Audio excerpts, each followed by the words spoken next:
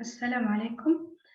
الكهف قريب هلبة من الديزنيا، ولكن في بعض النقاط المختلفة فيه، لأنهم يتشابهوا في هلبة differential diagnosis، ويختلفوا في حاجات بسيطة بس بالنسبة للأناليسز وشوية حاجات differential diagnosis. ممكن يجوا كهف بس وديزنيا بس منفصلين، وممكن لما تسألوا ديزنيا بعدها يطلع كهف، أو كهف بعدها يطلع ديزنيا. فهي على حسب أنا لازم نعرف اللي هو بركزوا على شنو جاب المريض. هل هي جابت الكف الأول فنقول الديفرنشال دايجنوستس بتاع الكف، أو هل هو جابه الديزنيا قبل فنبقوا نقول الديفرنشال دايجنوستس بتاع ديزنيا. لكن هيك بالمجمل ننصحكم لما تكون حاجة ديزنيا وكف قولوا بتاعت الكف، لأن لو تو لما بتلاحظوا بناخد الديفرنشال دايجنوستس بتاعها كلهم اللي يديروا كف قريناهم قبل في الديزنيا، ولكن مش حنلقوا كل اللي قريناهم في الديزنيا يديروا كف. فهذه طريقة تسهل عليكم وتنقص لكم حتى الديفرنشال diagnosis اللي انتم بتقولوها. نفس الفكرة نبي introduce myself واللي هو take permission وناخذ 5 أسئلة بتاع personal data، ونبدأ بالمين كومبلين. المين كومبلين بالنسبة للكوف يتشابه هلبة مع الديزنيا بس في حاجات إضافية. الأونس نبي نعرف هل هو sudden ولا gradual. يعني sudden ممكن patient infection زي pneumonia، أو ممكن مثلا يصير له acute exacerbation من أزمة ولا COPD، وإلا مثلا pulmonary embolism. فهذه تخليني أفكر ندير لي narrowing لديفرنشال diagnosis. وأغلب الباقيين هم gradual. الديوريشن نفس الفكرة بالنسبة لي acute و chronic. الكورس نفس الفكرة، نبي نعرف هل الكحة متاعي هذه ستيشنري زي ما بدت من أول، يعني أول مرة جات فيها هل هي نفسها توا آخر مرة، وإلا في اختلاف مثلا ولا يكح أكتر في الأول كان جافة ولا توا دم. فنبو التحول اللي صار في السيمتوم متاعه هو اللي هي stationary أو progressive. وطبعا الكحة هي عادة intermittent، مش سيمتوم يكون مع البيشنت طول اليوم، فلازم نسأل قداش مرة نجي في اليوم. بعدها نبي نعرف الكف متاعي هل هو دراي ولا برودكتيف، هذه تساعدني هلبا. على سبيل المثال الأزمة والسي أو بي دي ممكن يجوني دراي وممكن يجوني برودكتيف حسب الحاجة اللي مديرت لهم اكزربيشن. فلو مديرت لهم الانفكشن هي اكزربيشن يكونوا برودكتيف، يكونوا رستي سيبيوتوم يعني يكونوا لونهم أخضر مثلا أو أصفر كده. أما في المجمل لو هم بسبب غبرة بسبب ما إنه هو مخداش الدواء بتاعه فهذه على الأغلب تكون دراي، يعني يجوا في الجري اريا ما بينهم الزوز. اما لحاجه سبيسيفيك تكون دراي هي الانترستيشن لونج ديزيز، فتكون دراي تكون بروجريسيف تكون كرونيك الكف بتاعهم. والاي سي انهبيتورز كذلك لما بنسالهم في الباست هيستوري بتاع الدراجز حنلقى ان هم يديروا شنو الدراي كف. اما الحاجه سبيسيفيك خاصه بالبرودكتيف فهو البرونكياكتسس، فهذا بيكون حتى برودكتيف ولارج ان اماونت. كذلك تيبر كيلوسز واللون كانسر حتى هم يوجوالي يكونوا برودكتيف. هذا بالنسبة لك دراي برودكتيف. لما يكون برودكتيف بنزيد نفصله فيه الكولر، عادة لما يكون أصفر أخضر كده فهذه indicate infection. لما يكون فيه blood هذه هيموبتسيس، وهذه حناخدوها as a main complaint بروحها لأنها ال differential diagnosis بتاعها يختلفوا completely عليه لما تكون dry cough أو productive لكن ما فيهاش blood. الاماونت والسميل عندي سبيشال كاركتر للبرونكيكتس ان هي تكون لارج اماونت وتكون اوفنسيف. السميل هذه خاصة هلبة فتساعدني اني نوصل للبرونكيكتس اكتر. الاجريفيتنج والريليفينج فاكتورز اللي بنسألها هي الكحة تزيد بالغبرة، تزيد بالصقع، تزيد بالدخان، بالروائح. هل الكحة هذه تزيد لما مثلا نطبس لقدام، وهذه كاركتر في البرونكيكتس، وان هي سيزونال. أشهر مثال هي البرونكيال أزمة، عادة تجيهم أكثر الأتاكس في الشتاء، وفي الصيف تخف، ممكن حتى يقعدوا على just bronchodilators ونيدد وخلاص. والريليفينج اللي هم اللي ندور فيهم تحديدا bronchodilator، فنقول له هل مثلا داخل في موسع شعب هوائية تنحى منك الكحة أو لا.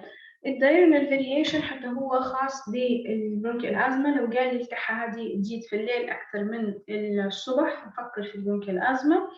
السيفيريتي هل الكحة هذه تموت فيه من النوم مش مخلياتها يرقد، أو مش مخلياتها حتى يطلع يمارس حياته الطبيعية من كتر ما يكح ما فيش مجهود وكذا. والassociated symptoms as usual اللي هم respiratory والCVS والأربع أسئلة اللي ثبتناهم.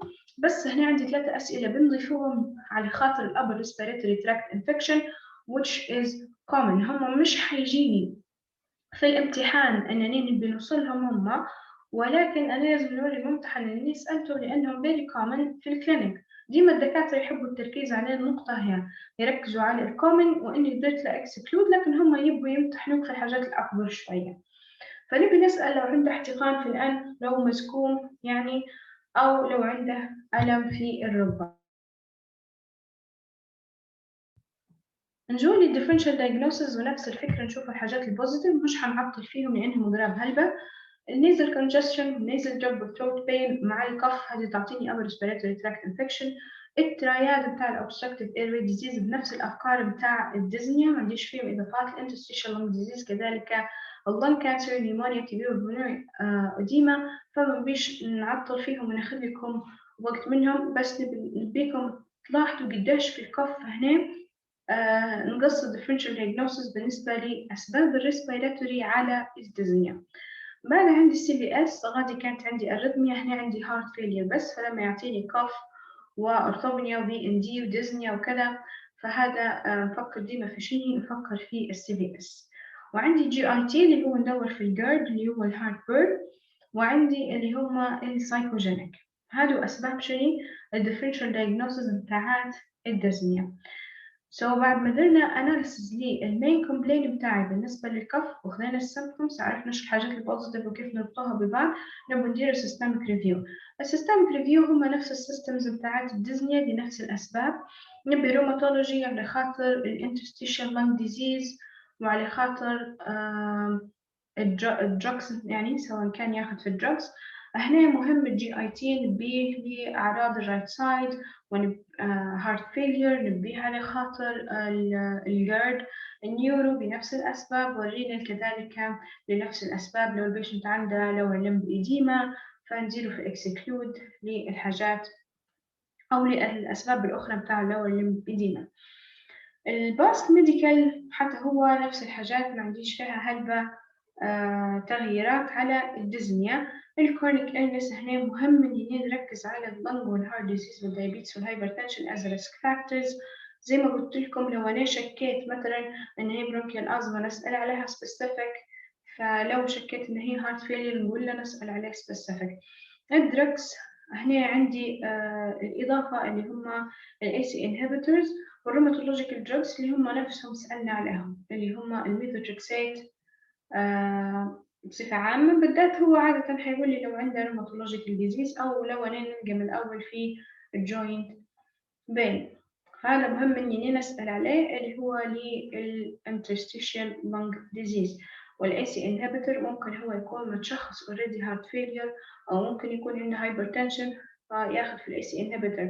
أنا رجعت كتبته، هو أنتم مجرد يعطيكم positive chronic illness هتسألوا من أمتى تشخص وقديش لي وهل يتابع وداير تحاليله والأدوية اللي ياخذ فيها. بس مرات يكون ما فيش المرض ولكن يبقى مكتوب عندهم في التشيك ليست الدروج نفسه، فلازم تسألوه دايركتلي. بس سيرجيكال نفس الشيء، ما فيش أي اختلاف. الفاميلي هنا important إني نسأل حتى على contact with TB patient. لو تلاحظوا في الديزنيا ما كتبناهاش لأن الديزنيا مش common تطلع في الأخير TB، لكن الكوف common very common إنه هو يوصلوا ل TB في الأخير. والسوشيال كذلك ما عنديش أي إضافات فيه. بس هيك حاولت إني ننقص الوقت، يعني هم 9 دقايق برضو طوال عليكم، فربي يعينكم ويوفقكم وإن شاء الله يكون كل شيء واضح. ولو في حاجة مش واضحة تقدروا تبعتولي في أي وقت. في أمان الله.